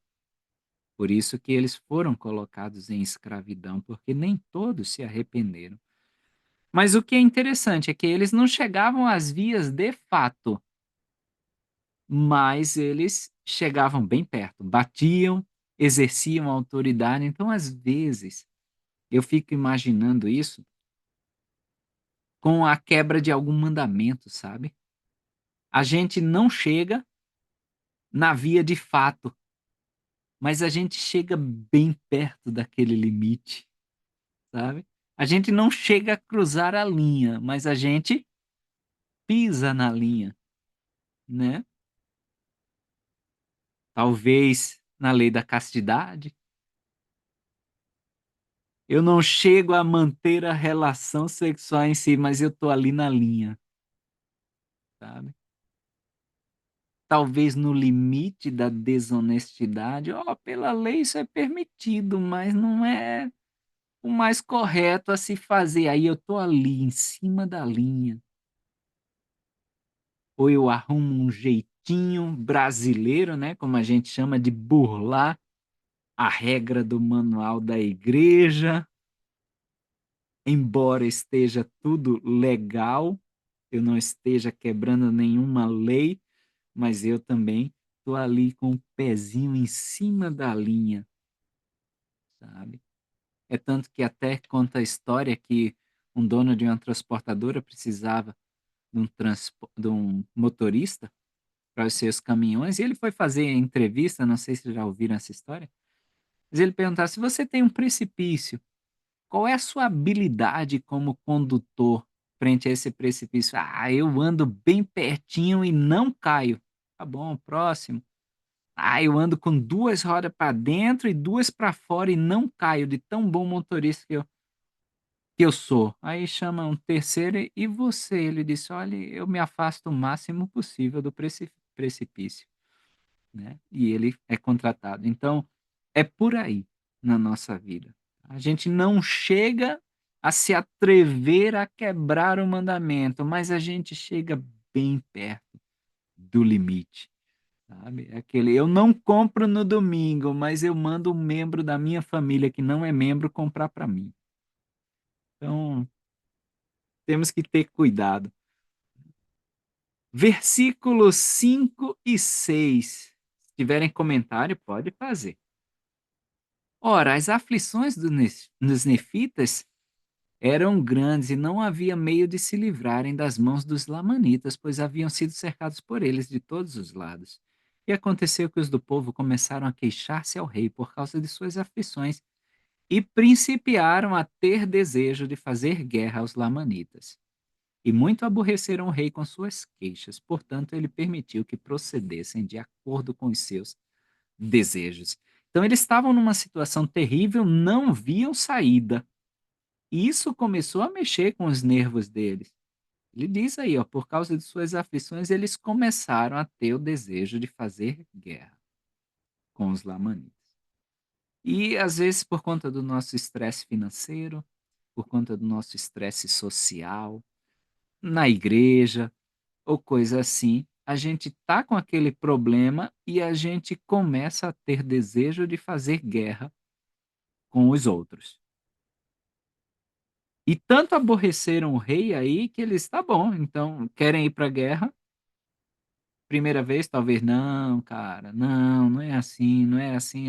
Tá bom, então vamos lá. Vocês querem guerra contra os lamanitas, né? Tá bom. E aí a gente pode cruzar com Doutrina e Convênios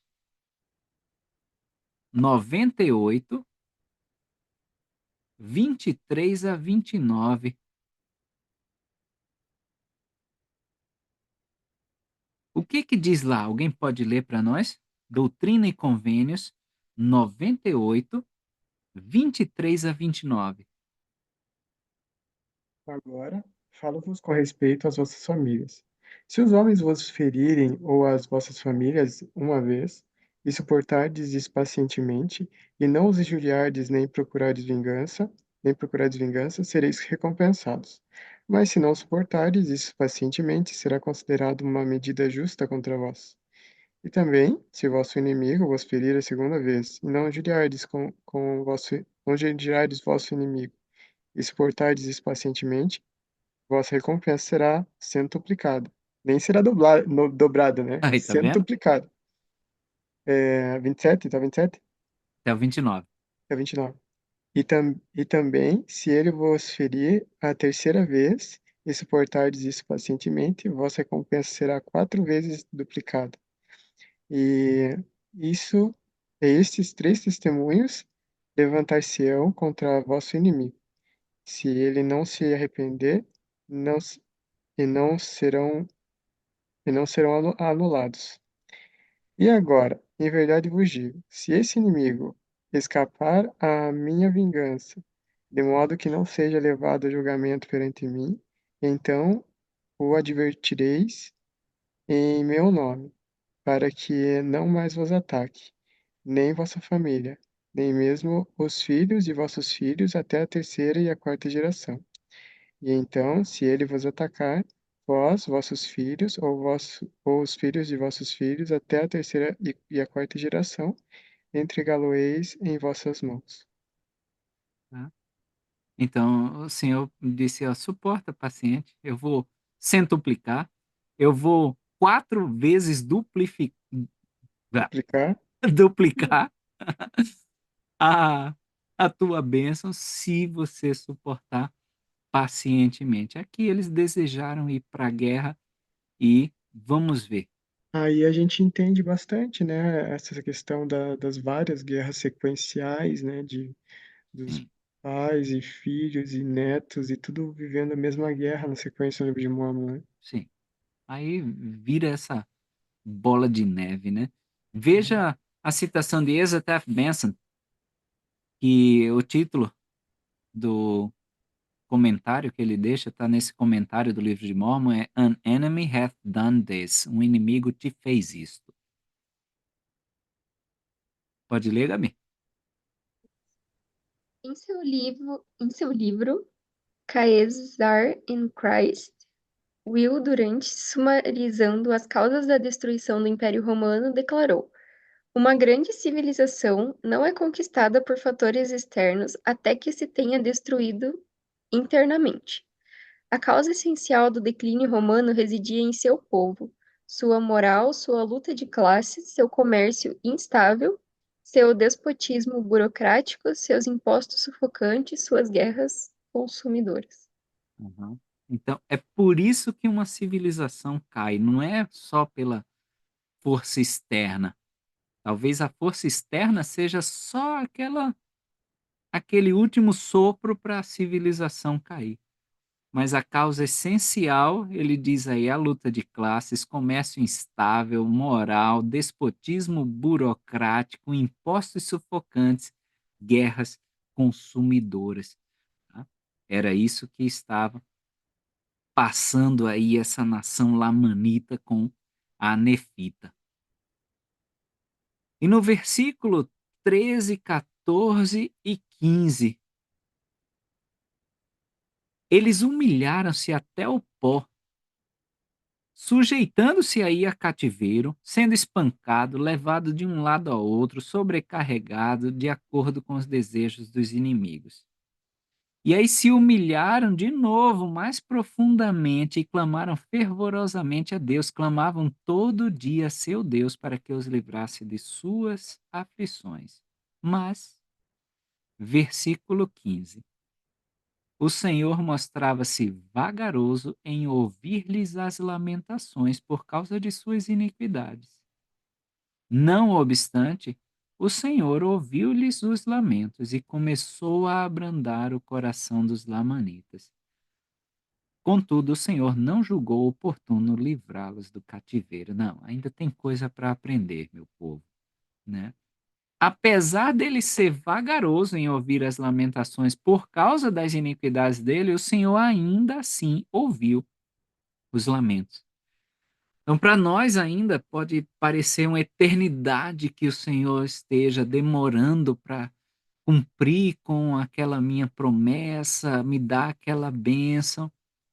Primeiro, a gente tem que ver se é o tempo do Senhor. Segundo, eu estou sendo vagaroso em me lembrar do Senhor, eu só lembro dele nesses tempos difíceis, então ele é vagaroso para lembrar de mim.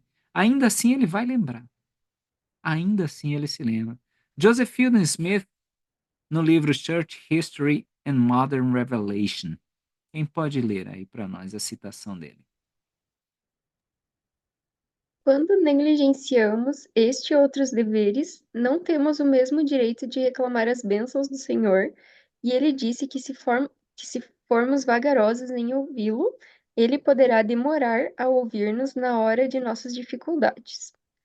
O Senhor foi vagaroso em ouvir os nefitas em sua rebelião, até que se humilharam, e o mesmo com os israelitas. E isso aconteceu repetidamente.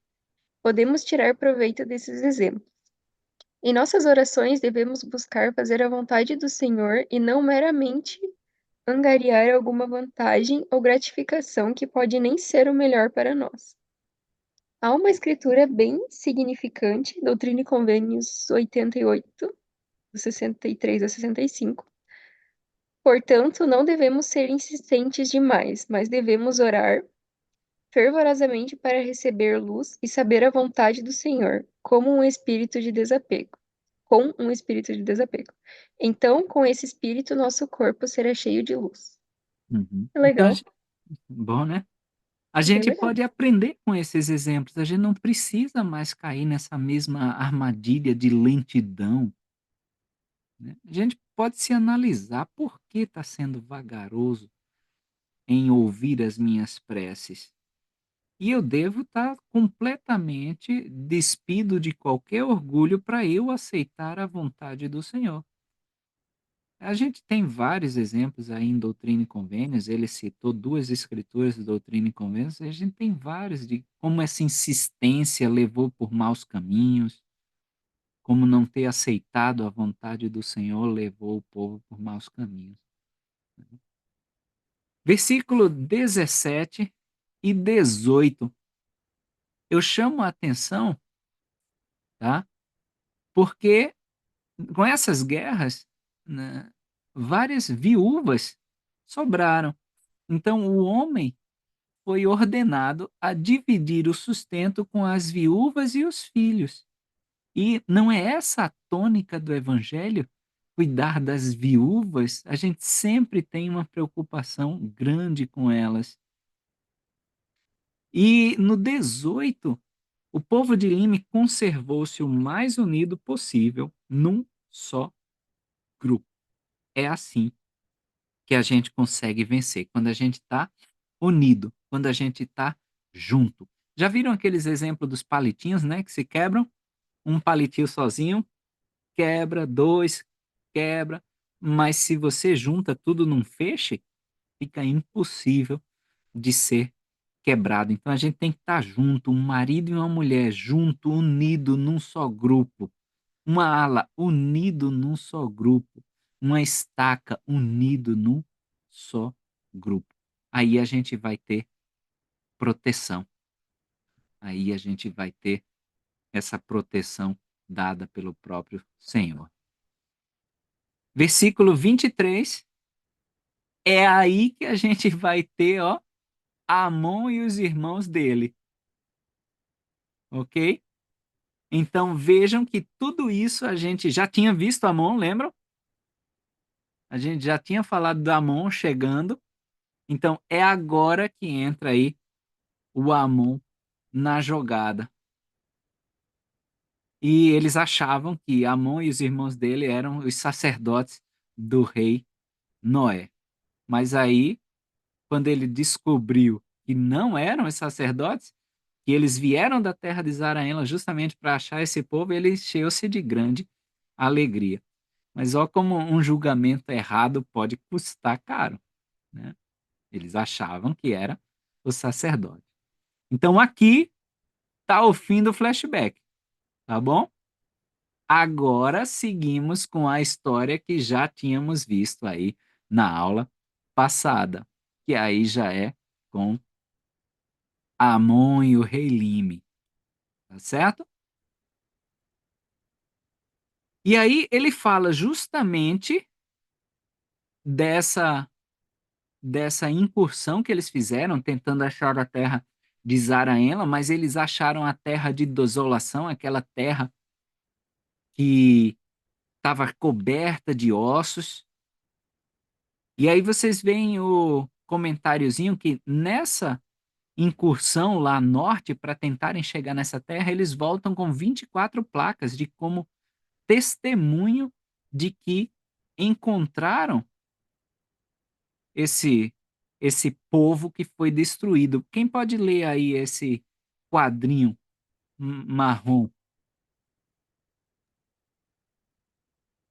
As placas chamadas de Livro de Éter, segundo seu autor, Éter 1-2, sua descoberta não foi um acidente, pois quando Éter terminou seu registro, ele a escondeu de tal forma que o povo de Lime o encontrasse. Então nada é por acaso na obra do Senhor, tá? Quando o Senhor manda fazer algo, ele tem um propósito para isso. Da mesma forma que para Nef ele disse: "Faz um outro conjuntinho aí de placa, Nef, aproveita, né? Tá com a mão na massa". Ah, para quê, assim? Só faz, cara. Tranquilo. E Nef fez, porque era um sábio propósito. Então, tá? Quando Éter faz aquelas 24 placas e esconde, era justamente para que o povo de Lime, nessa incursão errada, achando que ia chegar na terra de Zaraela, mas chegando nessa terra de desolação, trouxesse esse registro de metal. E aí, quando Amon chega, o rei Lime e muitos do povo fazem esse mesmo convênio com Deus de servir e guardar os mandamentos. E aí, o rei Lime e muitos de seu povo desejavam ser batizados, mas ninguém havia na terra que tivesse a autoridade de Deus. E olha só, Amon diz: Não, eu não sou digno de batizar vocês. Ou eu até levo em consideração que Amon tenha dito: Não, eu não tenho autoridade ou eu não decido sobre o batismo. Hoje, para a gente ser batizado, o que, que precisa ser feito? Um converso. Diz aí para mim. Para se tornar uma conversa, precisa receber as lições dos missionários, ir na igreja, fazer entrevista, ser A entrevista é aprovado. feita com o bispo, O bispo pode fazer entrevista. Às mas vezes não é ela acontece que de. determina, né? Não é ela que determina. Isso, Mas daí um missionário designado faz a entrevista lá. Se precisar, o presidente da missão faz a entrevista. isso. Então são eles que têm essa chave, né, vamos chamar assim, e é Isso. assim, né. Foi aprovado, vai pra água. Então isso. Então talvez Amon esteja dizendo: "Ó, eu não tenho essa chave, não compete a mim, eu não posso sair batizando vocês, porque É, eu não tenho essa chave". porque hoje mesmo, você serviu missão, você batizou muitas pessoas lá, mas hoje, sendo um membro na igreja, mesmo tendo feito missão, você não tem autoridade para ensinar como os missionários fazem para ser o suficiente para o batismo, né. Então mesmo que Aham, você tenha a possibilidade de estar com pessoas com pesquisadores e ensinar exatamente o que está no Pregar no Evangelho, ainda não é o suficiente, não é o padrão que o Senhor determinou, né, a autoridade sim, não foi dado naquele momento para que você fizesse aquilo. sim, isso mesmo, tá. Então eu acho que é isso que acontece aí, tá. Mosias 22, Amon e Lime, eles começam a consultar o povo, diz: "Ó, como é que vocês acham", é tipo um plebiscito, "que a gente pode se livrar desse cativeiro?". E isso é uma verdadeira democracia, eles queriam ouvir a voz do povo. Cada um tomou parte nessa decisão.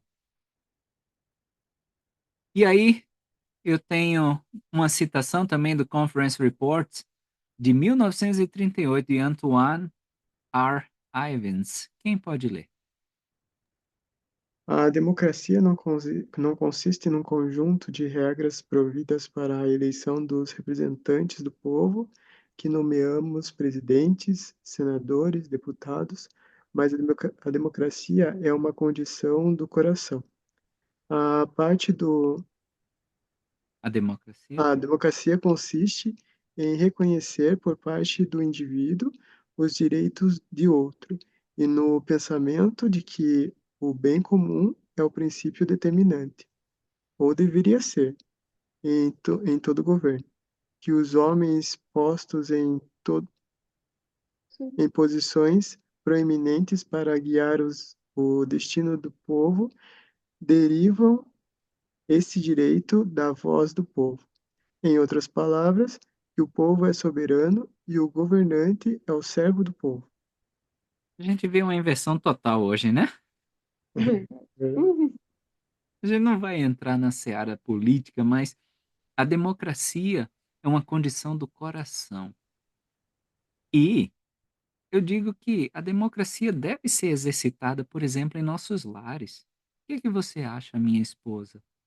O que que você acha, meu esposo? O que que você acha, filho? O que que você acha, filha?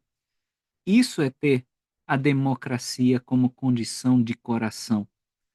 Não é só, eu sei que às vezes como pai e mãe a gente tem que ser ditador, né. É assim e boa, porque eu quero, porque às vezes eles não conseguem compreender ainda quando são menores, o benefício que aquilo trará para toda a família, para o desenvolvimento dele. Mas a gente deve cultivar isso na nossa própria casa, né. Nos nossos quórums de organizações, quórum de elders, na sociedade de socorro, a gente pode ter esse espírito democrático, reconhecendo parte do indivíduo, os direitos do outro, o pensamento no bem comum, tá? A gente consegue exercer isso. A gente tanto que na igreja a gente tem conselhos. Nós somos regidos por conselhos, não uma votação que um lado sai vencedor e outro derrotado, não, é o bem comum, tá bom? Dúvidas? Ainda aí, oi? Não, tudo certo. Tranquilinho? Nós vamos ver no versículo 12, 13 e 14 que eles conseguem partir da terra, levando seus pertences, suas provisões, e depois de muitos dias eles finalmente conseguem chegar à terra de Zaraém e vão se juntar ao povo de Mosias e vão tornar súditos de Mosias. E esse rei, Mosias, recebe com alegria, recebe os registros e os registros que foram encontrados pelo povo de Lime, tá? Tudo isso no plano do Senhor para que eles tivessem acesso. No 23, então, isso está contando uma história de como eles fugiram. Isso vai ser detalhado também um pouquinho mais. Se eu não me engano, aí no capítulo 24 a gente já vai chegar lá. É essa fuga de alma com o povo, tá? Para lá. Vejam aí. Alma, tendo sido avisado pelo Senhor de que os exércitos do rei Noé cairiam sobre eles, avisou seu povo. Então, seguindo a orientação do Senhor. Então, eles partiram antes que os exércitos do rei Noé chegassem. E o Senhor fortaleceu-os de modo que o povo do rei Noé não conseguiu alcançá-los para destruí-los. É isso que o Senhor faz com nossa vida. Tá? Os inimigos estão aí, mas o Senhor nos fortalece para que eles não nos alcancem, que a gente esteja sempre anos-luz à frente deles e eles comendo poeira, porque nós estamos com o Senhor. E a gente viu que um dos fatores para ser feliz, como já vimos em segundo Nef, é essa industriosidade e o trabalho. Eles começaram a cultivar o solo, construir edifícios, fazer trabalhos. Isso é da natureza humana. Adão, quando foi expulso do jardim do Éden, a primeira ordem que foi dada a ele é para ele trabalhar. E aí o povo, naquela paz que estava gozando, prosperidade, desejava que Alma fosse rei. É interessante, né, que quando a gente vai bem no colégio, a gente é um cara que consegue. Ah, você devia ser o representante de turma, né? Assim, no trabalho, você que devia ser o nosso chefe. É meio que da natureza humana, né? Ter essa pessoa que faz bem, que seja o líder. Então, eles queriam que Alma fosse o rei. E dá um motivo, porque era amado por seu povo. Mas aí no 7 parece uma reflexão da história de Israel. A alma disse: opa, não é aconselhável que a gente tenha um rei, porque o Senhor disse que todo mundo é igual. Ele disse: no entanto, se a gente sempre conseguisse ter homem justo como rei, era legal se a gente tivesse um rei. Mas quem garante isso?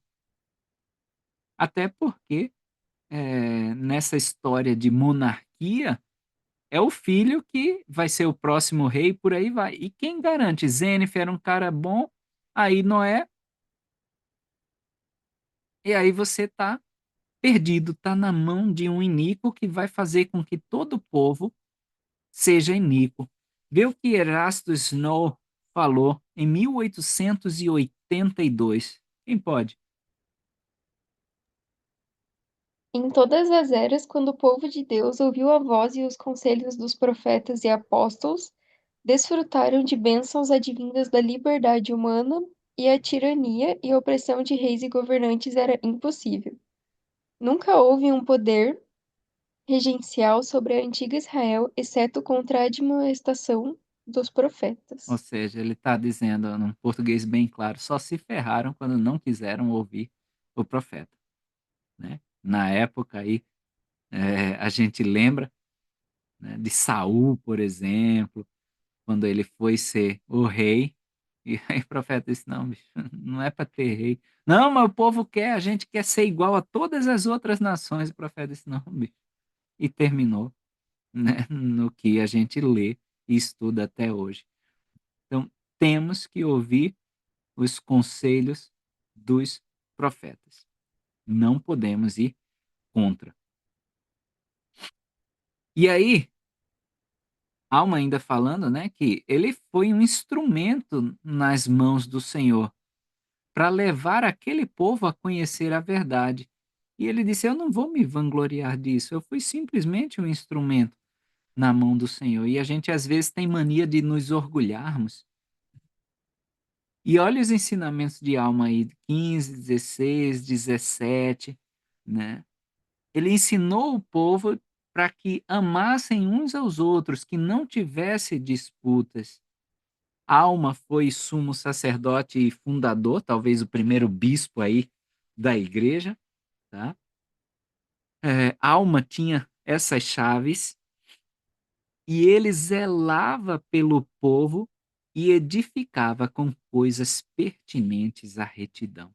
É assim que a gente deve ser em todas as nossas conversas, em todo o nosso palavreado, zelar pelo povo e lembra que Gordon B. Hinckley dizia que precisava ser nutrido pela boa palavra, edificavam-no com coisas pertinentes à retidão, tá bom? Então, Alma, como eu falei aí, foi o primeiro bispo deles, para aquele povo, e não entre o povo nefita, porque a igreja já rolava lá desde a época de Lei. Ele só organizou a igreja. 21 e 22. Pode ler aí, Helder? Não obstante, o Senhor julga conveniente castigar seu povo. Sim, ele prova sua paciência e sua fé. Entretanto, quem nele confia será elevado no último dia. E assim foi com este povo. Com este povo. Tá? Como um pai, às vezes, tem que castigar o filho, tem que provar a paciência e a fé do filho, mas quem confiar, a promessa é clara, será elevado no último dia. Ponto. E assim foi com este povo. Howard W. Hunter, em 1987. Pode ler, Gabi? Mormon certamente sabia que nenhuma dor que sofremos, nenhuma prova que vivemos é em vão. Ministra para nossa educação, para o desenvolvimento de qualidades tais como paciência, fé, humildade. Tudo o que sofremos e tudo o que suportamos, especialmente quando suportamos com paciência, constrói nosso caráter, purifica nossos corações, expande nossas almas, faz-nos mais ternos e caridosos, mais dignos de sermos chamados filhos de Deus. Eu não preciso nem comentar nessa citação, gosto Muito boa muito também. dela, né? Então, é isso. É paciência, é esperar a vontade do Senhor e ele vai realizar. E as aflições deles eram grandes, não eram poucas. E eles começaram a clamar a Deus. E aí, seguindo também outras histórias do Velho Testamento, Amolon disse: ó, é proibido aqui ficar clamando a Deus, negativo, tá? Então, enquanto eles não podiam orar vocalmente, abriam o coração, faziam a oração no coração. Então, não é desculpa para a gente não orar. E o Senhor conhecia esses pensamentos, tá? A gente lembra, por exemplo, da história de Daniel, né, que foi jogado na cova de leões, também por conta de uma proibição absurda dessa de não orar a Deus, não se curvar diante de outros deuses, e o Senhor conhecia os pensamentos de Daniel. E aí chega a voz do Senhor para eles, dizendo: ó, levanta a cabeça e tende bom ânimo. É uma das palavras que vai mais ser repetida pelo Senhor. É, levanta a cabeça e tem de bom ânimo. Eu Pedro, vou. Oi? só um ponto aí dessa parte que você falou. É, eles elevavam os pensamentos em oração e tudo, né? Aham, Tem um livro do presidente Hinckley, Way to Be, sim, e fala sobre, você chegou a ver, ele fala sobre 9 pontos, né, para nós sim. desenvolvermos a fé e tudo, né? E ele até deu um discurso uma vez, né, para os jovens, falou sobre 6 questões, né, nesse discurso, acho que foi quase 40 minutos de discurso que ele deu, né? E, e uma das coisas que ele falou é sobre orar sempre, né? Daí é orar sempre, sempre é sempre, não é de vez em quando, né? Então ele também fala, né? Nós podemos fazer oração em pensamento, no nosso dia a dia ali, né? Na rotina do dia, a gente pode orar e conversar com o Senhor. E a gente ainda fazendo algo que ele também pediu, que é trabalhar. Então, se a gente está trabalhando, né? A gente está fazendo nosso dever, né? O Senhor sempre vai estar nos acompanhando. É uma outra forma de nós mostrarmos para Ele, para o próprio Senhor, que nós estamos ali, dispostos a fazer o que Ele nos pede para fazer. E quando nós elevamos nossos pensamentos em oração, nós estamos realmente conversando com Ele, né? E Ele pode nos responder, pode nos ajudar.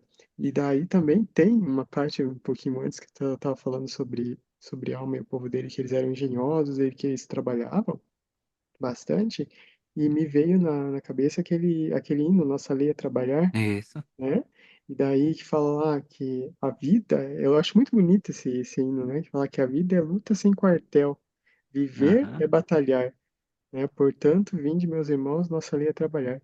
Não há preguiça entre nós, saibamos bem lutar, que a Uhum. luta é longa e E dura, dura mais. mas nossa lei é trabalhar. Aham. Então, ó, é Muito muito bom. incrível isso de que o presidente Nelson falou, né, que Deus ama o esforço, né? É uma outra tradução do que todos os profetas sempre falam, né, do que a gente vê. Então, não entendeu dessa forma, então tenta entender dessa. Mas faz, aplica, né? Isso. Então, Muito realmente, bom. é aquela questão que a gente ouve dos avós falar, né, que o trabalho dignifica o homem, o Senhor dignifica o trabalho dignifica o homem, né? Então, é muito legal. Bom. Brigadão mesmo, muito bom. E é nessa tônica de trabalho, ó, que o Senhor, ele vai dizer aí, ó, que eu não vou tirar as cargas das costas de vocês. Ele diz: "Eu vou aliviar para vocês não sentirem sobre as vossas costas". Então, eu não vou acabar com o teu problema. Eu vou fazer com que você resista melhor a ele. E aí, ó, no 15: "O Senhor fortaleceu-os para que pudessem carregar seus fardos com facilidade". Ele não prometeu tirar, foi como ele prometeu para Israel. É, eles conseguiam fazer o trabalho com alegria e submeteram-se de bom grado e com paciência a toda a vontade do Senhor. Eu acho que é aí que está a chave, né? Quando a gente se submete ao Senhor, aí sim o trabalho é mais fácil, né? A carga não é tão carga, porque a gente tem o Senhor conosco. A gente sabe que é a vontade dele para nós. Isso está nos moldando. Thomas S. Monson, 1992. Lembre, lembre-se que essa obra não é sua e não é minha, é a obra do Senhor. E quando estamos a serviço do Senhor, somos agraciados com a ajuda do Senhor. Lembre-se que o Senhor molda as costas para suportar a carga posta sobre os ombros. Então o Senhor ele molda minhas costas para que eu possa aguentar as vicissitudes da vida quando eu deixo ser moldado por ele, né? Elaine Cannon, no Legal. livro dela Adversidade. Fala, Gabi. A vida é assim. Quando não podemos mudar uma circunstância, podemos ou cerrar os dentes e suportar com maxilares contraídos, ou podemos nos submeter alegremente até a mudança ocorrer. E com a ajuda de Deus, podemos aprender algumas lições importantes. Podemos sentir paz. Pois é, né? Depois, assistam os Milagres do Livro de Mórmon, que a gente publicou essa semana, que fala justamente sobre isso, né? E o Elder Holland, ele disse que o que é melhor, suportar algo com alegria ou piorar com as reclamações? Piorar com, né, dentes cerrados, maxilares contraídos, né? A gente vai ter que passar por isso, é o acordo de vivermos aqui nessa terra. Então, por que a gente não faz isso de bom grado, né?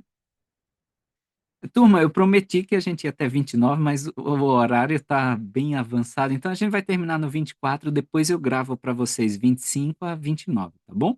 Para vocês não ficarem sem esse conteúdo, Beleza, então. tá? Senão a gente vai chegar, eu tô me divertindo, mas a hora vai passando. Ó, e aconteceu que tão grande era a fé e paciência que o Senhor ouve esses clamores e diz: "Ó, e ainda dá prazo", ele diz: "Tem bom ânimo, amanhã vos libertarei do cativeiro". E ele mais uma vez, do mesmo jeito que ele já avisou para a alma para fugir do sacerdote rei Noé, vai para a alma e diz: "Ó, irás à frente desse povo e eu vou contigo e vou libertar do cativeiro". E aí eles reuniram os rebanhos, reuniu tudo, E o Senhor fez com que os lamanitas caíssem num profundo sono. Também vê lá o videozinho que a gente descreveu sobre isso, não é igual aquele sono, tá, que caiu sobre Adão, que simbolizava sobre o véu do esquecimento, né, mas esse sono era um desconhecimento que o Senhor fez cair sobre eles, para que o povo pudesse fugir. Então isso foi bem ressoante com o que eu estava passando, que desde que assumi na coordenação odontológica, né, várias críticas vinham sendo feitas à odontologia e parece que o Senhor trabalha de forma a eles me esquecerem por um tempo para eu conseguir avançar com o trabalho e os resultados pudessem aparecer. Foi mais ou menos isso que o Senhor fez aí com os lamanitas e o povo de Alma, né. Eles ficaram esquecidos daquele povo, eles não viram, ficaram cegos ao movimento daquele povo para que o Senhor pudesse fazer o trabalho dele, tá. E eles realmente conseguem fugir, é algo milagroso, não foi explicado por nada, nenhuma condição física, mas foi um milagre do Senhor, porque ele prometeu para o povo. E aí a gente pode ver aí um gráfico comparativo entre o grupo de Lime e o grupo de Alma, como é que os 2 tinham graus de servidão diferentes. Tá aí na tela, depois vocês podem pausar e observar e fazer esse comparativo. Enquanto um era vagaroso e o Senhor respondia vagarosamente, o povo de Alma não, tá. Enquanto, eh eles embebedaram os guardas no grupo de Lime para eles poderem fugir. O Senhor fez por eles, não precisou da interferência deles, porque eles ainda talvez não tinham a fé completa no Senhor. Enquanto eles precisaram de Amon para guiá-los até Zaraenla, o grupo de Lime, os limitas, os almaitas, ou o povo de Alma, foram guiados pelo próprio Senhor.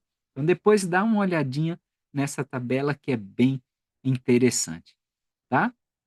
E aí, quando chegam aí no Vale de Alma, eles nomeiam o Vale de Alma para mostrar a proeminência desse líder que eles tinham. Eles renderam graças, agradeceram no 21 e no 22. Todo mundo que podia agradecer, agradeceu. Não fizeram corpo mole. A gente às vezes demora demais a agradecer ao Senhor. Só quer, quer, quer. A gente precisa ser grato ao Senhor. E aí cruzo com Doutrina e Convênio 59:21.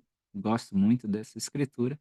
E em nada ofende o homem a Deus, ou contra ninguém está acesa sua ira, a não ser contra os que não confessam sua mão em todas as coisas e não obedecem aos seus mandamentos. É com esse que o Senhor está irado. Tá bom? Então a gente vai parar por aqui. Vamos deixar em Alma 24. Depois eu gravo do 25 ao 29 e mando para vocês. Aí vocês podem assistir confortavelmente. Agora já estão cansados de mim, mas eu agradeço imensamente, tá, por estarem comigo até essa hora. Espero que a gente tenha podido aprender um pouco sobre essas aflições e saber que a vida é cheia delas, mas o Senhor está conosco. O Senhor, ele vai nos abençoar, porque ele promete. Quando ele promete, tá, não tem para ninguém. Se ele promete, ele vai cumprir. Ele vai moldar as nossas costas para que a gente possa suportar todas essas aflições que antes de vir para a terra a gente disse: eu vou, Senhor, e vou ser testado e vou confiar em ti. Tá bom? E é essa aula que eu queria deixar com vocês hoje, em nome de Jesus Cristo. Amém.